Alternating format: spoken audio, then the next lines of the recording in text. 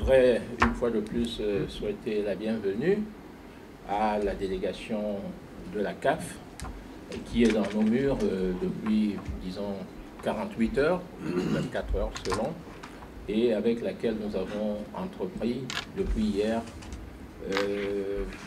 un agenda, la mise en œuvre d'un agenda de travail d'une importance particulière dans la perspective de la préparation, de l'organisation de la CAN que notre pays accueille en janvier-février prochain, plus précisément du 9 janvier au 6 février prochain, et dont le tirage au sort est prévu le 25 juin.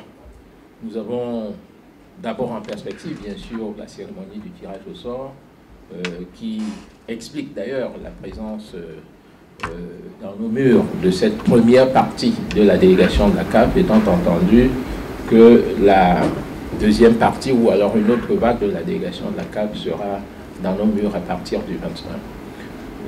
Monsieur le représentant de la CAF, le ministre des Sports et de l'Éducation physique, maître d'ouvrage, indépendamment du fait qu'il est président du COCAN, il est maître d'ouvrage de toutes les infrastructures sportives. Parce que dans notre pays, toutes les infrastructures sportives sont construites à 100% par l'État. Je dis bien à 100%. Donc c'est le ministre des Sports,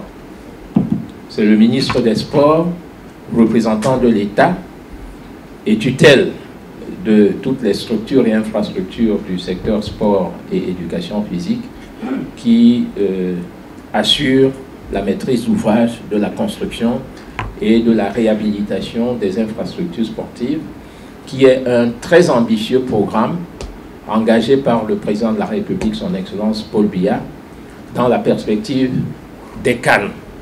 Bon, nous disons les CAN parce qu'il y a eu la CAN féminine en 2016, le CHAN que nous avons co-organisé tout récemment, et très bientôt la CAN. Donc nous faisons ici des visites parfois bi-hebdomadaires. J'étais ici samedi dernier. Avant cela, j'étais là jeudi auparavant, et après je suis allé à Garoua. Nous sommes allés à Garoua, je crois que c'était le 6. Le 5, 6, 7, nous étions à Garoua et nous faisons le tour de toutes nos infrastructures. Donc ce matin, nous sommes à Olembe et nous vous remercions de votre présence. Nous vous remercions de votre présence. Il est vrai que nous attendons la visite de l'équipe infrastructure à partir du 21 mai, c'est-à-dire au lendemain de la fête nationale qui a lieu le 20. Et il est de coutume qu'après le tour, nous fassions un petit débriefing dans cette salle. Et nous commençons souvent par donner la parole à l'entreprise McGill. Je signale entre parenthèses que McGill a été le constructeur du stade de la réunification de Bépanda et nous a donné satisfaction. En l'absence de M. Franck Matière, vice-président en charge des opérations internationales du groupe McGill, je crois que M. Stéphane Roussillon prendra la parole pour nous faire un peu le point sur l'avancement des travaux et les perspectives de livraison de l'infrastructure sportive. Monsieur le ministre, monsieur le gouverneur, messieurs de la CAF, bonjour à toutes et à tous. En termes d'effectifs, aujourd'hui, nous sommes à 788. Donc on a quand même une croissance importante depuis ces dernières semaines. Et ça, je tiens à remercier tous nos partenaires sous-traitants qui jouent le jeu avec nous pour atteindre l'objectif qu'on s'est fixé. Concernant les aires de jeu du stade principal, on peut considérer qu'aujourd'hui elles sont exploitables, c'est-à-dire qu'aujourd'hui on l'a déjà fait via la CHAN. Donc ces deux aires de jeu sont capables aujourd'hui de recevoir des matchs d'entraînement sans aucun problème. Concernant la piste d'athlétisme, donc en fonction de la météo, je parle du stade principal, on devrait avoir la totalité exécutée. Alors si la météo est favorable, on pourrait avoir ça d'ici juillet, et maintenant si on a une météo défavorable, ça sera plutôt fin août, début septembre. Tout dépend des conditions climatiques. Le son et lumière au stade principal en service aux alentours de mi-juin. Concernant tout ce qui est image écran, c'est ce qu'on disait, hein, fonctionnel à la fin du mois d'août. Je pense qu'on aura les 2 écrans fonctionnels. Le stade principal, on pense que les matchs de niveau nationaux pourraient être disponibles fin août. Pour la partie des matchs internationaux, début octobre, je pense qu'on pourra faire des matchs d'un niveau international sur la pelouse du terrain de sport du stade principal. La partie réseau médias télécom et tout ce qui est couverture en déploiement, on va compter un déploiement à partir de juin avec normalement une phase finale aux alentours de septembre pour la totalité. Ce qui est important aussi, c'est que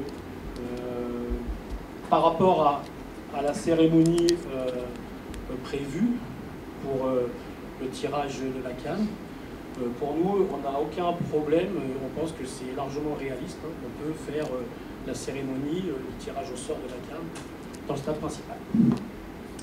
Voilà pour le point de situation du complexe sportif olympique.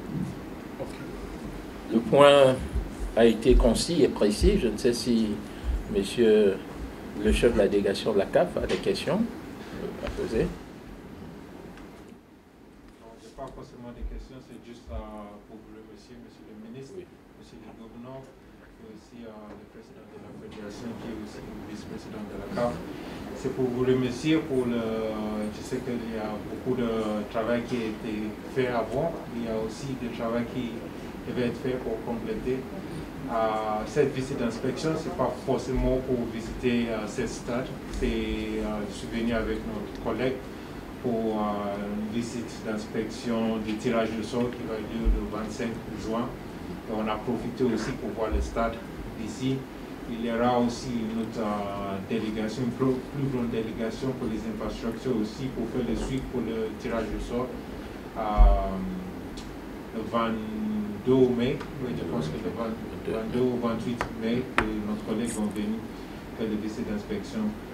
Ce que je voulais dire, on connaît bien le stade ici, on vient de terminer le champ. Ici, je pense qu'il y a 3 stades qui n'ont pas été utilisés pour le champ. Ça, c'est le stade Olembe, aussi Bafoussam, et également aussi, on va visiter toute cette installation. Mais c'est juste une chose pour préciser, l'impression ici qu'on est à 5 mois maximum qu'on a pour terminer tous les travaux qui devaient être faits ici, parce qu'avant, il y a 2 mois avant la compétition, il y a tout qui devait être déjà fait à 100%, parce qu'il y a aussi des tests, des match-tests qui devaient être faits. À part ça, mais c'est juste pour vous remercier. Je suis sûr que mes collègues qui vont venir, ils vont avoir des questions plus détaillées pour Maggie et aussi pour la construction de cette stade. Merci beaucoup. Merci. Merci, monsieur le chef de la délégation de la CAF. Alors, un propos terminal, alors, monsieur le gouverneur de la région du Centre, monsieur le préfet du département du Foundi, monsieur le sous-préfet de l'arrondissement de Yaoundé 1er,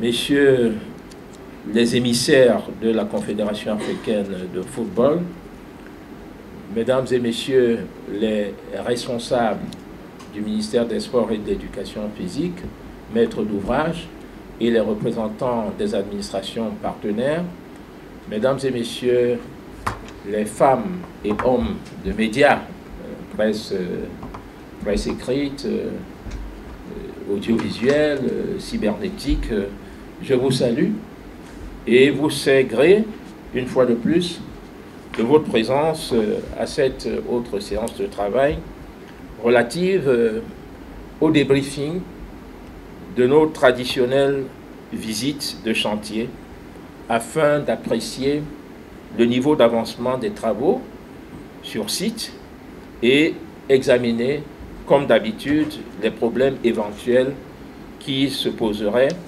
avec les différentes parties prenantes dans la perspective de l'achèvement dans les délais prescrits de cette magnifique infrastructure. Cette magnifique infrastructure voulue par le président de la République, son Excellence Paul Biya, dans le cadre de cet ambitieux programme de construction et de réhabilitation des infrastructures sportives au Cameroun. Il y en a 35 infrastructures sportives que le gouvernement camerounais a construit ou réhabilité, c'est-à-dire les terrains de compétition et les terrains d'entraînement sur différents sites.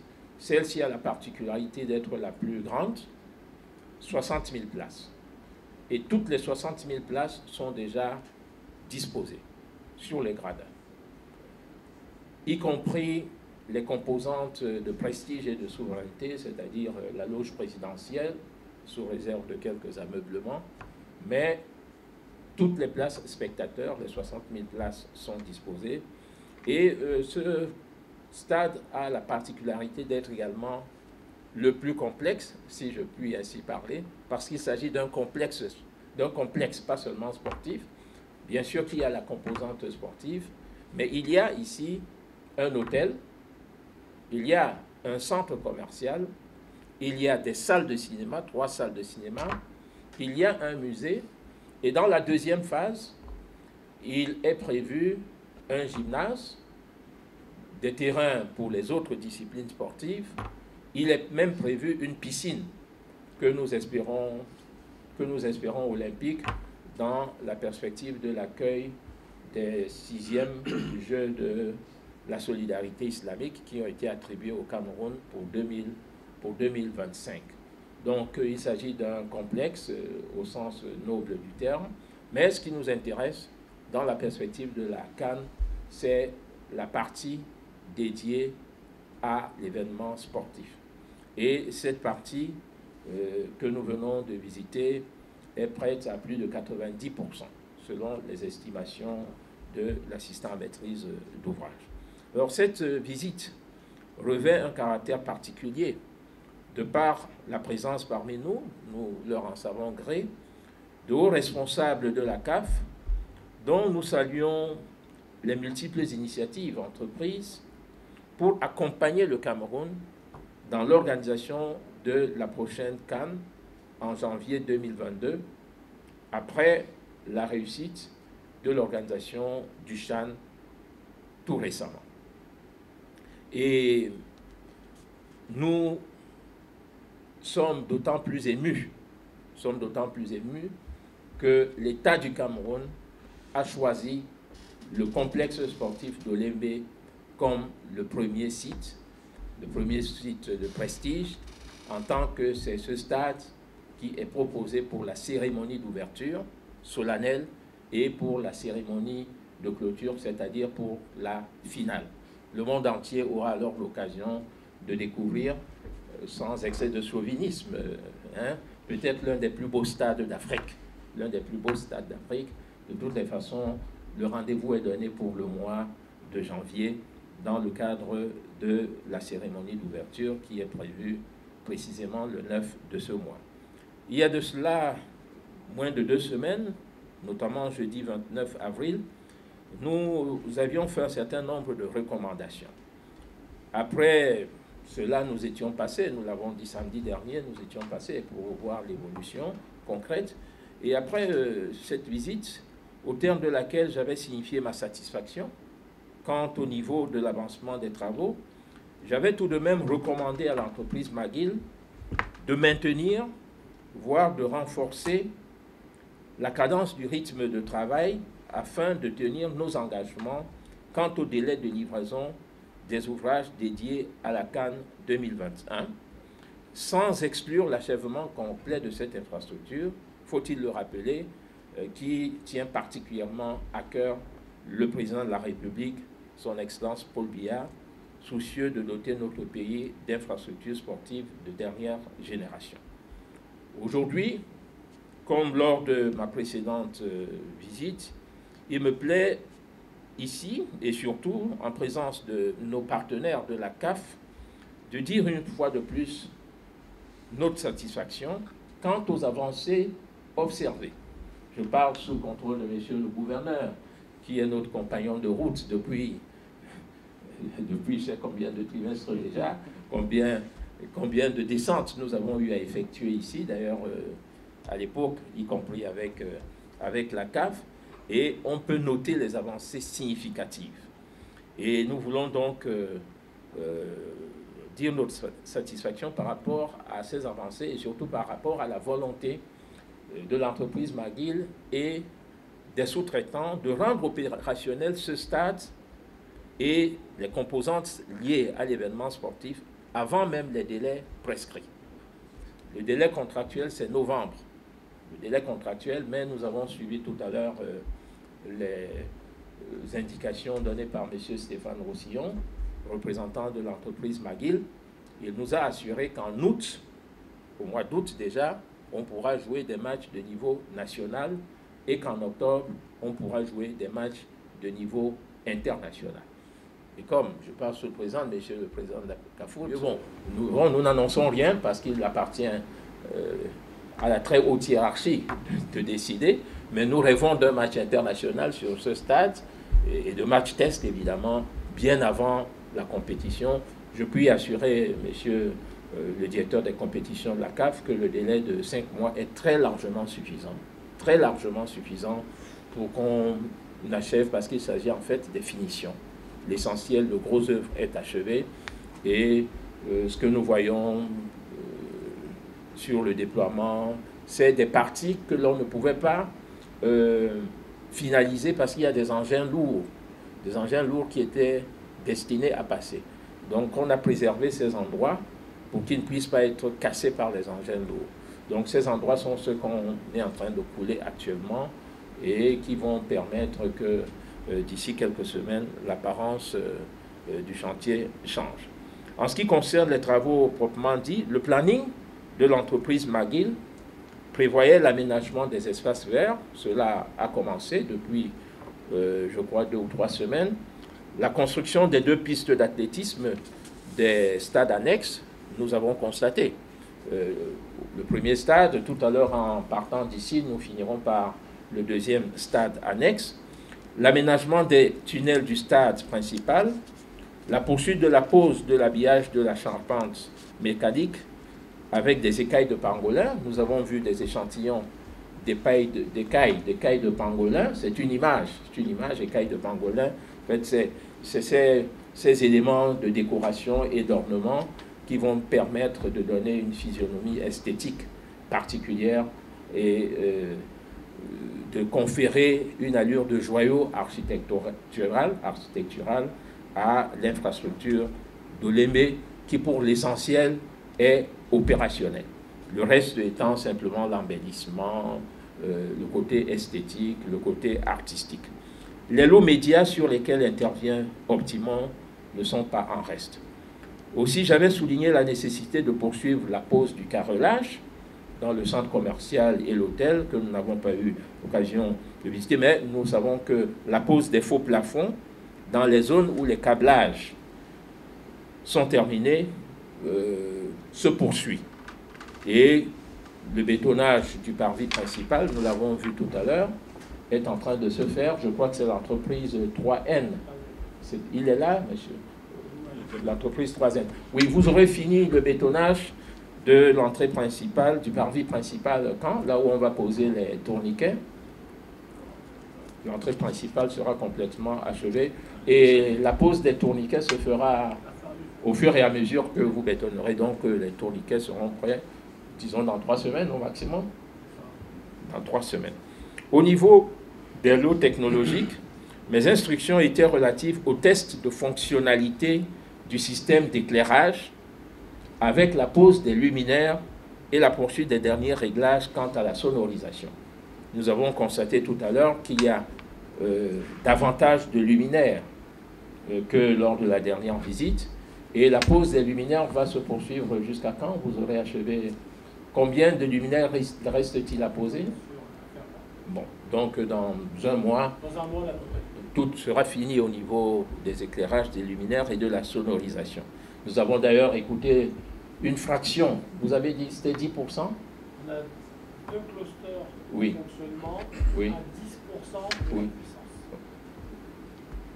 10% de la puissance de curseur. Donc, si vous passez à 50%, je crois que les tympans vont sauter. Les avancées, en tout cas, les avancées observées aujourd'hui constituent une fois de plus des mobiles de satisfaction. Nous voulons vous féliciter sur le plan de la mobilisation. Les effectifs actuels, j'ai retenu le chiffre, 788 personnes. Et je crois que d'ici là, vous monterez encore en puissance. 788 personnels déployés dans les différents lots contribuent significativement à l'amélioration du niveau de nos performances actuelles. Je tiens ainsi, au-delà de toute considération, à féliciter les équipes sur le terrain, aussi bien celles de McGill que celles des sous-traitants, pour le travail qui se fait pour certains 24 heures sur 24. Ceci afin d'anticiper sur les délais. Je demande aux uns aux autres de garder le rythme, car, comme vous l'avez dit, au mois d'octobre prochain, les premiers matchs tests se joueront et je me réjouis d'apprendre que même en août, on pourra déjà jouer des matchs de niveau national, vous l'avez dit tout à l'heure.